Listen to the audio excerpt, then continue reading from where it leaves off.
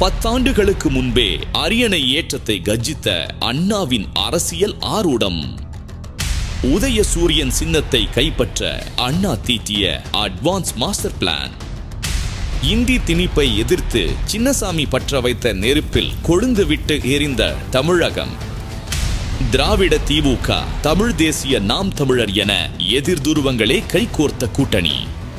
MR. ராதாவின் தோட்டாக்களையே வாக்குகளாய் மாற்றிய எம்ஜிஆரின் ஒற்றை புகைப்படம்.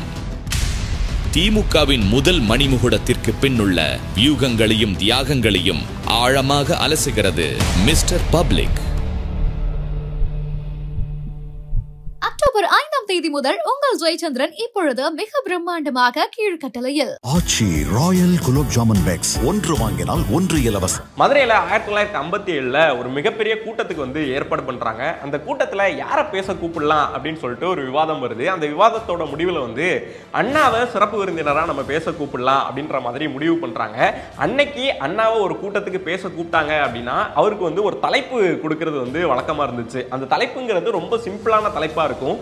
ஆனா அதன் வழியா அவர் பேசக்கூடிய விஷயம் ஃபயராவே இருந்துட்டு இருக்கும் அப்படின்ற மாதிரி தான் சொல்லணும். இப்படி 1957 மதுரை பொதுக்கூட்டத்தில் அவருக்கு கொடுக்கப்பட்ட தலைப்பு அப்படின்றது 1967.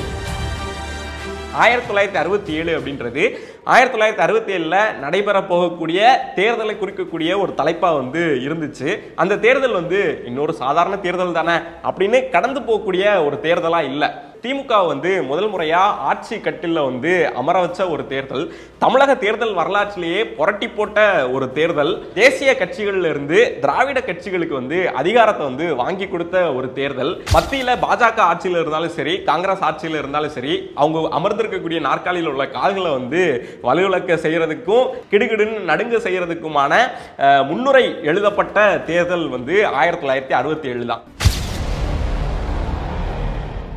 பெரியார் மணியம்மை பிரச்சனை பூதாகரமா பேசப்பட்டு இருந்த காலத்துல அண்ணா தீக்கால இருந்து வெளியேறி கொற்ற மலையில செப்டம்பர் 17, 1949 திமுக கட்சியை தொடங்குறாரு. தொடங்கின உடனேயே அவர் தேர்தலில் போட்டியிடல. பெரியாரும் தொல்லை தொலைஞ்சிச்சு அப்படின்ற மாதிரி ரொம்ப காட்டமா அண்ணா விமர்சிக்கிறாரு.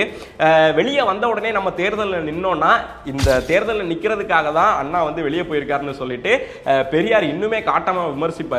அதனால இப்ப உடனே நிக்க வேணாம், இன்னொன்னு தேர்தலில் நிக்கக்கூடிய முடிவை நான் மட்டும் சுயமா எடுத்ததான் இருக்கக்கூடாது அப்படின்றதையும் அண்ணா தெளிவா இருந்தாரு.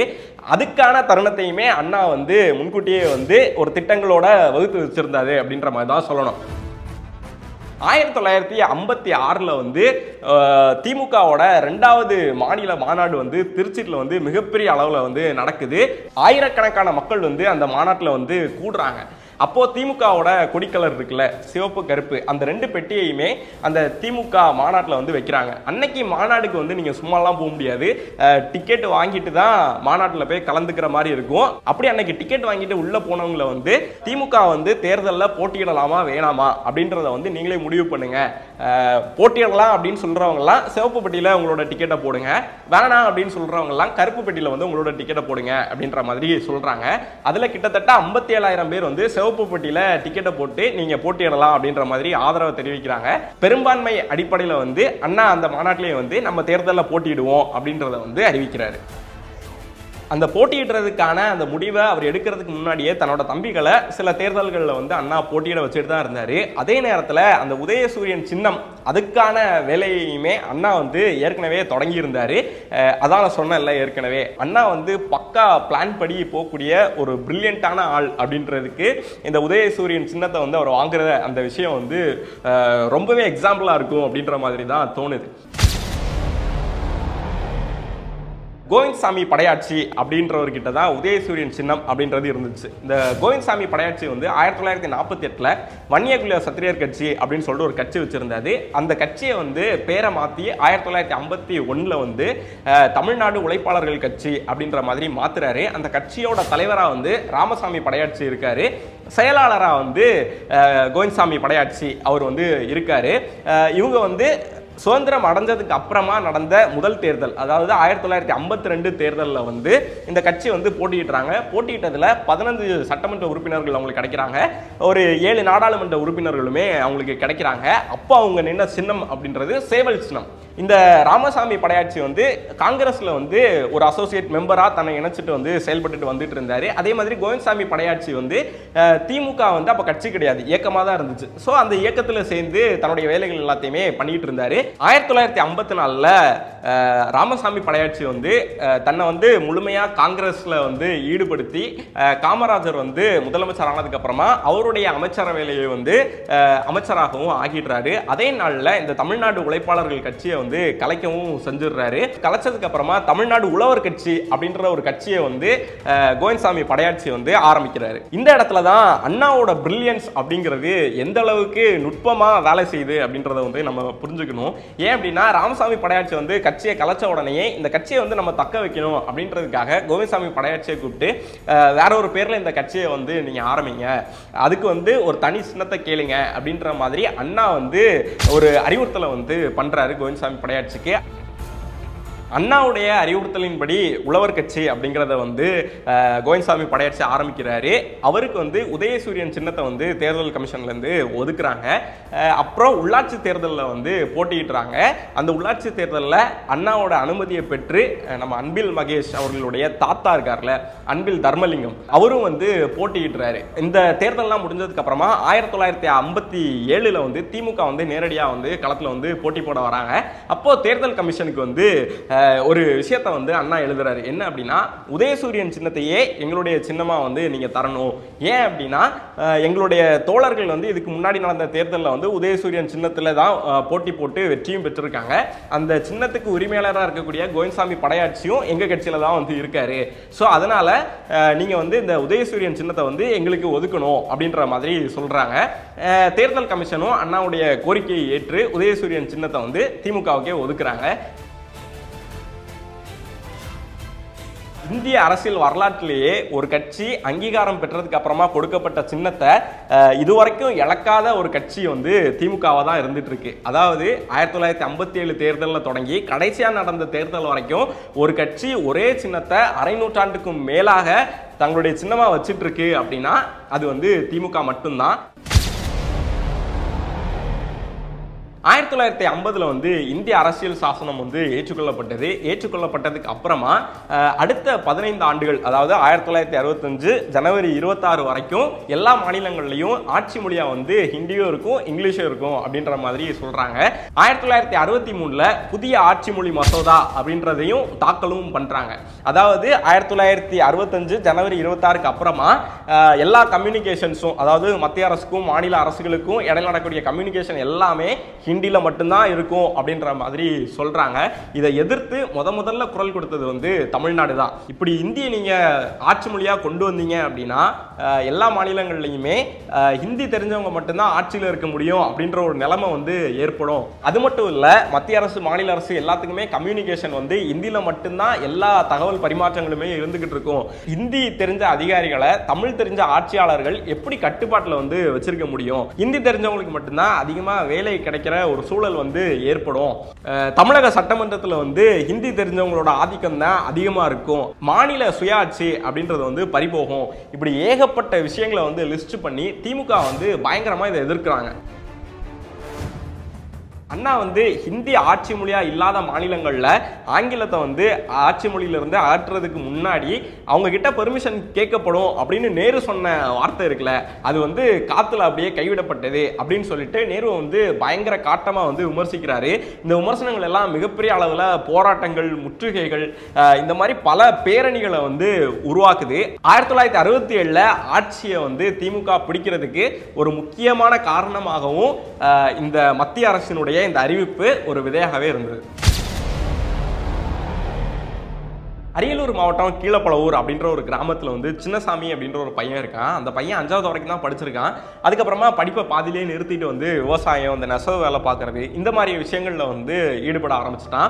அந்த வேலை நேரம் போக மீதி நேரத்தில் என்ன பண்ணுவான்னா, சுயமரியாதைக்கு தலைவர்களோட புத்தகத்தை வாங்கி படிக்கிறது, அவங்களோட கூட்டத்தில் போய் கலந்துக்கிட்டு அவங்களோட ஸ்பீச்சை கேட்கறது, இப்படி அவனுக்கு பழக்கமாக இருந்ததுனால அவனுக்கு தமிழ் மொழி மேலே ஒரு ஆர்வம் அப்படின்றத தாண்டி தமிழ் மொழியை வந்து அவன் எமோஷனலாக பார்க்க ஆரம்பித்தான். அப்போ தான் இந்த 1965 ஜனவரி 26 இருந்து இந்தியா முழுக்க இந்தி மொழி மட்டும்தான் ஆட்சி மொழியா இருக்கும் அப்படின்றத கேட்டு சின்னசாமிக்கு வந்து பயங்கரமா கோவம் வருது. இதுக்கு நம்ம ஏதாவது ஒன்று பண்ணணுமே அப்படின்னு சொல்லிட்டு ஒரு கோவத்தில் வந்து ஊர்ல இருந்து கிளம்பி சென்னைக்கு வராரு.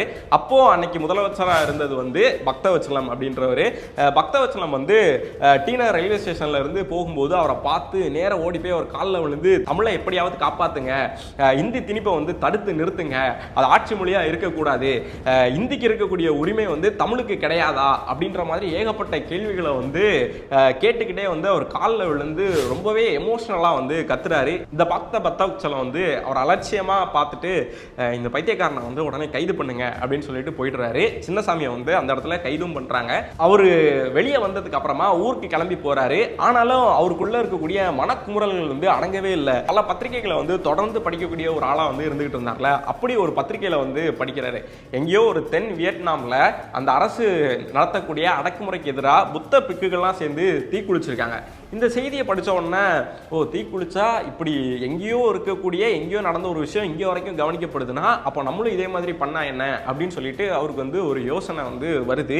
அந்த யோசனை வந்து நம்ம தமிழுக்காக இதை பண்ணலாம் அப்படின்ற ஒரு ஆர்வத்தில் வந்து அவருடைய ஊர்ல இருந்து திருச்சிக்கு வந்து கிளம்பி வராரு. நேராக போய் ஸ்டுடியோவில் வந்து ஃபோட்டோலாம் எடுத்துக்கிறாரு. அந்த ஃபோட்டோவோட ரசீதை வந்து அவருடைய நண்பன் நாகராஜுக்கு அனுப்புறதுக்காக எல்லாமே தயார் பண்ணுறாரு. அந்த ரசீதோட ஒரு கடிதமும் வந்து எழுதுறாரு. இந்த மாதிரி தமிழை காப்பாற்றுறதுக்காக என்னோட உயிரை வந்து நான் தியாகம் பண்ண போகிறேன், இந்த தமிழுக்காக மக்கள் எல்லாருமே வந்து ஒன்று கூடணும் அப்படின்ற மாதிரி ரொம்ப உணர்ச்சி வயப்பட்டு அவருடைய நண்பனுக்கும் அவருடைய குடும்பத்தினருக்கும் ஒரு கடிதம் எழுதிட்டு அந்த கடிதத்தை வந்து போஸ்ட் பாக்ஸில் போய் போட்டுட்டு நேராக போய் 17 லிட்டர் பெட்ரோல் வாங்கிட்டு திருச்சி ரயில்வே ஸ்டேஷன் ஜங்ஷனுக்கு வராரு. தன்னுடைய உடம்புல வந்து பெட்ரோலை ஊற்றி தீ குளிக்கிறாரு. தீ குளிச்சுட்டு தமிழ் வாழ்க ஹிந்தி ஒழிக அப்படின்ற கோஷத்தை வந்து ரொம்பவே சவுண்டா வந்து எழுப்புறாரு. அந்த குரல் வந்து தமிழகம் எங்கும் அவருடைய உடம்புல அந்த தீப்பட்ட மாதிரி தீயாவே பரவிச்சு அப்படின்ற மாதிரி தான் சொல்லணும். சின்னசாமி பற்ற வச்ச நெருப்பு வந்து தமிழகம் முழுக்க மாணவர்களோட இதயத்தை வந்து கொழுந்து விட்டு எரிய வச்சது. குறிப்பாக சொல்லணும் அப்படின்னா அதுக்கப்புறமா தான் மாணவர்கள் வந்து நிறைய பேர் வந்து பல அமைப்புகளை தொடங்கி போராட்டங்களை முன்னெடுத்து கொண்டு போயிட்டு இருந்தாங்க. பல இடதுசாரி இயக்கங்கள் இந்த போராட்டத்தில் வந்து கலந்துக்கிட்டாங்க. தமிழ் அமைப்புகள் வந்து கலந்துக்கிட்டாங்க. தமிழ் தேசிய அமைப்புகள் வந்து கலந்துக்கிட்டாங்க. இப்படி பெரிய அளவில் தமிழகம் முழுக்கவே போராட்டங்கள் வந்து போயிட்டு இருந்துச்சு. அதாவது 1965 ஜனவரி 25 அதாவது அடுத்த நாள் வந்து ஆங்கில மொழியை வந்து அலுவல் மொழியிலிருந்து நீக்கிறதுக்கு ஒரு நாளைக்கு முன்னாடி குறிப்பா சொல்லணும் அப்படின்னா சின்னசாமியினுடைய நினைவு நாள் அன்னைக்கு ஒரு மிகப்பெரிய போராட்டம் நடக்குது. திமுக காரங்க அண்ணாவோட சேர்த்து ஒரு 3000 பேரை வந்து கைது பண்றாங்க. மதுரையில வந்து காங்கிரஸ் அலுவலகம் வந்து அடிச்சு உடைக்கப்படுது. மிகப்பெரிய கலவரம் அங்கேயுமே மிகப்பெரிய அளவில் ஸ்டார்ட் ஆகுது. இப்படி தமிழகம் முழுக்கவே பெரிய அளவில் வந்து கலவரங்கள் வந்து தொடர்ந்து நடந்துகிட்டே இருக்கு. அந்த நேரத்தில் சின்னசாமி மாதிரி ஒரு 10 பேராவது தங்களோட உயிரை தியாகம் பண்ணாதான் தமிழுக்கு வந்து ஒரு விமோசனம் கிடைக்கும், இந்தி மொழியினுடைய ஆதிக்கம் வந்து அழியும் அப்படின்னு சொல்லிட்டு கோடம்பாக்கம் சிவசாமி அப்படின்றவர் வந்து குரல் கொடுக்கிறாரு. தொடர்ந்து அவர் சொல்லிட்டே வந்துட்டு இருந்தாரு. அதனுடைய தொடர்ச்சியா அவரும் தன்னுடைய உயிரை வந்து தியாகம் பண்றாரு. அதுக்கப்புறமா நிறைய பேர் வந்து விஷம் குடிச்சும் தீக்குளிச்சும் தன்னுடைய உயிரை வந்து தமிழுக்காக தியாகம் பண்ண தொடங்குறாங்க. ஐயாப்பாளையம் வீரப்பன், சத்தியமங்கலம் முத்து, கீரனூர் முத்து, மயிலாடுதுறை சாரங்கபாணி, விராலிமலை சண்முகம், சிவகங்கை ராஜேந்திரன், பீளமேடு தண்டபாணி, சென்னை சிவலிங்கம், விருகம்பாக்கம் அரங்கநாதன், இப்படி பல பேர் வந்து தொடர்ச்சியாக தங்களோட உயிரை வந்து தமிழுக்காக தியாகம் பண்ணிக்கிட்டே வந்துகிட்டு இருந்தாங்க. இந்த மாணவர்களோட போராட்டத்தை வந்து அன்னைக்கு காங்கிரஸ் தலைமையில் ஆட்சியில் இருந்த முதலமைச்சர் பக்தவச்சலம் வந்து இந்த போராட்டத்தினுடைய தீவிரத்தை வந்து அவர் கடைசி வரைக்கும் புரிஞ்சுக்கவே இல்லை. இந்த போராட்டங்களை வந்து எப்படியாவது ஒடுக்கணும் அப்படின்றதுல தான் அவரோட மைண்ட் செட் ஃபுல்லாகவே இருந்துச்சு. கிட்டத்தட்ட தமிழகம் முழுக்க 40 இடங்கள்ல வந்து துப்பாக்கி சூடு நடத்தப்படுது. ஒரு 5000 பேர் வந்து கைது பண்ணுறாங்க. அந்த 5000 பேரில் 2000 பேர் யாரு அப்படின்னா 16 வயதுக்கும் கீழே உள்ளவங்களா இருக்காங்க. ஒரு 5 போஸ்ட் ஆபீஸ் வந்து கொளுத்தப்படுது, 5 அரசு அலுவலகங்கள் வந்து அடிச்சு நொறுக்கப்படுது, 25 ரயில் நிலையங்கள் வந்து அடிச்சு நொறுக்கப்படுது. அதுல வந்து ஒரு 5 ரயில் பெட்டிகளுக்கு தீ வைக்கிறாங்க, ஒரு 5 போலீஸ் ஸ்டேஷனை வந்து பயங்கரமா அடிச்சு நொறுக்குறாங்க, ஒரு 2 எஸ்ஐயை வந்து கொல்றாங்க. மதுராந்தகத்துல புத்திர சிகாமணி அப்படின்ற ஒரு இன்ஸ்பெக்டர் வந்து போஸ்ட் ஆபீஸ்ல வந்து ஹிந்தியில எழுத்துக்கள் எழுதி இருக்கும்ல, அதை வந்து துப்பாக்கியால சுடுறாரு. இப்படி பல விஷயங்கள் வந்து நடந்துகிட்டே இருக்கு.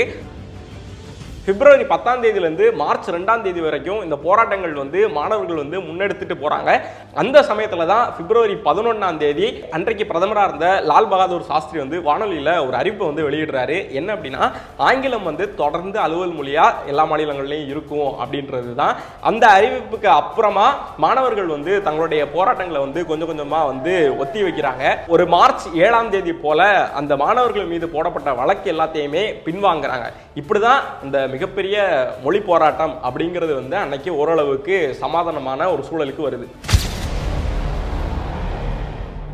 1967 காங்கிரஸோட தோல்விக்கு இன்னொரு மிக முக்கியமான காரணமா அமைஞ்ச ஒரு விஷயம் வந்து அரிசி பஞ்சம். 2 போர்கள் முடிவடைஞ்சு இந்தியா முழுக்கவே அரிசி பஞ்சம் வந்து வாட்டி வதச்சிக்கிட்டு இருந்துச்சு. அந்த நேரத்தில் தமிழகம் இன்னுமே வந்து அரிசி பஞ்சத்தினால வந்து தத்தளிச்சுட்டு தான் இருந்துச்சு அப்படின்ற மாதிரி தான் சொல்லணும். அந்த நேரத்தில் திமுக வந்து காங்கிரஸுக்கு எதிராக வச்ச அந்த முழக்கங்கள் இருக்குல்ல, அது மக்கள் மத்தியில் வந்து மிக வேகமாக வந்து சென்றடைஞ்சிச்சு. கும்பி எரியுது, குழுகுழு ஊட்டி ஒரு கேடா, பக்தவச்சலம் அண்ணாச்சு, அரிசி விலை என்னாச்சு, கூலி உயர்வு கேட்டா குண்டடிப்பட்டு செத்தா. அன்றைய தேர்தல் களத்துல இந்த முழக்கங்கள் எல்லாமே மிகப்பெரிய அளவுல கவனம் ஈர்க்கப்பட்ட முழக்கங்களா வந்து இருந்துகிட்டு இருந்துச்சு. அந்த நேரத்துல காங்கிரசினுடைய முக்கிய தலைவர்கள் ஒருத்தரான டிடி கிருஷ்ணசாமி வந்து அண்ணாவுக்கு வந்து ஒரு சவால் கொடுத்தாரு. அந்த சவாலை ஏத்துக்கிட்டு அண்ணா வந்து பதிலுக்கு பஞ்சா வந்து ஒரு பதில வந்து சொன்னாரு. என்ன அப்படின்னா, 1 ரூபாய்க்கு 3 படி லட்சியம், 1 படி நிச்சயம் அப்படின்றதுதான் அண்ணா சொன்ன அந்த இது. அதன் அடிப்படையில் படி அரிசி திட்டம் அப்படின்ற பேர்ல மக்கள் மத்தியில வந்து அந்த திட்டத்தை வந்து அண்ணா கொண்டு போய் சேர்த்தாரு. எதிரெதிர் துருவங்களாக இருந்த சிபிஎம்மையும் ராஜாஜியையும் ஒரே கூட்டணிக்குள்ள கொண்டு வந்தது வந்து அண்ணாவினுடைய மிகச்சிறந்த பொலிட்டிக்கல் ஸ்ட்ராட்டஜி, அவரோட பிரில்லியன்ஸ் அப்படின்ற மாதிரி தான் சொல்லணும். அது மட்டும் இல்ல, மிகச்சிறந்த பேச்சாளர்களை கொண்டிருந்த மாப்போசியினுடைய தமிழரசு கழகம் அதையும் கூட்டணிக்குள்ள கொண்டு வந்தாரு. நாம் தமிழர் கட்சியையும் தன்னுடைய கூட்டணிக்குள்ள வந்து கொண்டு வந்தாரு. இன்னைக்கு அரசியல் களத்துல திமுகவை வந்து மிகப்பெரிய அளவுல நாம் தமிழர் கட்சி போராட்டங்கள் எல்லாம் எதிர்த்து பேசினாலும் அன்னைக்கு கூட்டணி வச்சது வந்து திமுக கூட தான். தமிழ்நாட்டில் 1938 மொழிப்போர் வந்து மிகப்பெரிய அளவில் நடந்துட்டு இருந்த சமயத்தில் வந்து தமிழ்நாடு தமிழருக்கே அப்படின்ற கோஷத்தை முன் வச்சு தான் பல கட்சிகள் வந்து போராட்டத்தை வந்து நடத்திக்கிட்டு இருந்தாங்க. இந்த போராட்டம் வந்து சிங்கப்பூர்ல இருந்த சீபா ஆதித்தனார் அவரை வந்து ரொம்பவே கவர்ந்துச்சு. இந்த போராட்டங்கள் தமிழ் மொழி மீதான ஆர்வம் இது எல்லாத்தையும் வளர்த்தெடுக்கணும் அப்படின்னு சொல்லிட்டு சிங்கப்பூர்ல இருந்து சென்னைக்கு அவர் வராரு. அந்த வரக்கூடிய அந்த காலகட்டத்தில் வந்து அந்த தமிழ்நாடு தமிழருக்கே அப்படின்ற அந்த வாசகம் வந்து மாறி திராவிட நாடு திராவிடருக்கே அப்படின்ற ஒரு வாசகத்தை வந்து எல்லாருமே சொல்ல ஆரம்பிச்சிட்டாங்க. இது சீபா ஆதித்தனாருக்கு மிகப்பெரிய வந்து வருத்தத்தை வந்து கொடுக்குது. இதனால என்ன பண்ணாரு, தனி தமிழ்நாடு கோரிக்கையை தீர்க்கமா சொல்லக்கூடிய தமிழ்நாடு தமிழருக்கேன்னு சொல்லக்கூடிய ஒரு இயக்கம் வேணும் அப்படின்னு சொல்லிட்டு ஒரு கட்சியை வந்து ஆரம்பிக்கிறாரு. அதுதான் 1942 அவரோட தலைமையில் உருவாக்கப்பட்ட தமிழ் ராஜ்ய கட்சி அப்படின்றது. 1957 இந்த கட்சியை தான் நாம் தமிழர் கட்சி அப்படின்னு சொல்லிட்டு பெயர் மாத்துறாரு. அந்த கட்சியை தான் சீமான் மீண்டும் புதுப்பித்து வந்து இப்போதைக்கு வந்து நாம் தமிழர் கட்சி அப்படின்றத வந்து தொடர்ந்து நடத்திட்டு வந்துகிட்டு இருக்காரு. இந்த கூட்டணி வந்து திமுகவுக்கு வந்து 1967 தேர்தலில் மிகப்பெரிய அளவில் கை கொடுத்தாலும் 1967 ஜனவரி மாதம் 12ஆம் தேதி நடந்த ஒரு சம்பவம் திமுகவினுடைய ஒரு மிகப்பெரிய வெற்றிக்கு ஒரு காரணமாக அமைஞ்சது. 1967 ஜனவரி 12ஆம் தேதி ராமாவரத்தில் உள்ள எம்ஜிஆர் வீட்டுக்குள்ள வந்து திரைப்பட நடிகர் எம்.ஆர். ராதாவும் தயாரிப்பாளர் வாசுவும் வந்து உள்ள போறாங்க. உள்ள போய் கொஞ்ச நேரத்திலேயே வந்து மிகப்பெரிய அளவில் துப்பாக்கி சூடுலாம் நடக்குது. எம்ஜிஆரை வந்து எம்.ஆர். ராதா வந்து சுடுறாரு. அதுல காதுக்கு பக்கத்துல குண்டு தொலைச்சிட்டு போகுது. அவரை சுட்டதுக்கு அப்புறமா தன்னைத்தானேவும் எம்.ஆர். ராதா வந்து சுட்டு தற்கொலைக்கு வந்து முயல்றாரு. இதனால எம்ஜிஆரை சுட போனது, அதுக்கப்புறமா தன்னைத்தானே சுட்டு தற்கொலைக்கு முயன்றது அப்படின்னு சொல்லிட்டு எம்.ஆர். ராதா மேல வந்து வழக்குகள் வந்து பதிவு செய்யப்படுது. எம்ஜிஆர் சுடப்பட்ட அந்த காலகட்டம் அப்படின்றது தேர்தல் அரசியல் களத்துல வந்து மிக முக்கியமான காலகட்டமா தமிழ்நாட்டில் இருந்துச்சு. ஏன் அப்படின்னா, அன்னைக்கு திமுக தேர்தலை எதிர்நோக்கி வந்து காத்துக்கிட்டு இருந்துச்சு. 1967 தேர்தலில் எம்ஜிஆர் வந்து பரங்கிமலை தொகுதியில் போட்டியிடுறதுக்கான வேட்பாளராக வந்து அறிவிக்கப்பட்டு அதுக்காக தயார் வேலைகளில் வந்து நடந்துகிட்டு இருந்துச்சு. இப்படி இருக்கக்கூடிய சூழலில் தான் அந்த துப்பாக்கி சூடு சம்பவம் அப்படின்றது வந்து நடக்குது. இதுக்கு காரணமாக பல காரணங்கள் சொல்லப்பட்டது. அதில் முதல் காரணம் வந்து பெற்றால் தான் பிள்ளையா அப்படின்னு சொல்லிட்டு எம்ஜிஆர் நடித்த ஒரு படத்தை தயாரிக்கிறதுக்காக 1 லட்சம் ரூபாய் கடனாக கொடுத்திருந்ததாகவும் அந்த படம் வெளியானதுக்கு அப்புறமா அந்த 1 லட்சம் ரூபாயை திருப்பி கொடுக்கறதாகவும் சொல்லியிருந்ததாகவும் இதை கேட்டு தான் எம்ஆர் ராதா வந்து எம்ஜிஆர் வீட்டுக்கு போயிருக்காரு. படம் நல்லா ஓடிட்டு இருக்குல்ல, காசு கொடுங்க அப்படின்ற மாதிரி கேட்டு வீட்டுக்கு போனது நிலைமையில 2 பேருக்கு இடையில நடந்த பேச்சுவார்த்தையில வாக்குவாதம் வந்து ரொம்பவே முத்தி போய் இந்த துப்பாக்கி சூடு நடந்துச்சு அப்படின்ற மாதிரி அன்னைக்கு வந்து செய்திகள் எல்லாம் எழுதப்பட்டுச்சு. அதுக்கப்புறமா எம்ஜிஆரோட அந்த வளர்ச்சியினால தான் எனக்கு வந்து படங்கள்லாம் கிடைக்காம போச்சு, எம்ஆர் ராதாவுடைய வளர்ச்சிக்கு வந்து எம்ஜிஆர் வந்து தடையா இருக்காரு, அதனால தான் எம்ஆர் ராதா வந்து பர்சனல் ரிவெஞ்ச் எடுத்து எம்ஜிஆரை வந்து சுட்டு கொலை பண்ண வந்து முயற்சி பண்ணாரு அப்படின்றதும் இன்னொரு காரணமா இன்னொரு தகவல் வந்து வெளியாகிடுச்சு. மூணாவதா ஒரு காரணம் வந்துச்சு. என்ன அப்படின்னா, பெரியாரோட தீவிர தொண்டனா வந்து எம்ஆர் ராதா அன்னைக்கு இருந்துகிட்டு இருந்தாரு. அதனால காமராஜருக்கு ஆதரவா எம்ஜிஆரை போயிட்டு சுட்டதாகவும் இப்படி பல விஷயங்கள் வந்து இந்த துப்பாக்கி சூடு சம்பவம் தொடர்பா அன்னைக்கு செய்திகளில் வந்து பரப்பப்பட்டது.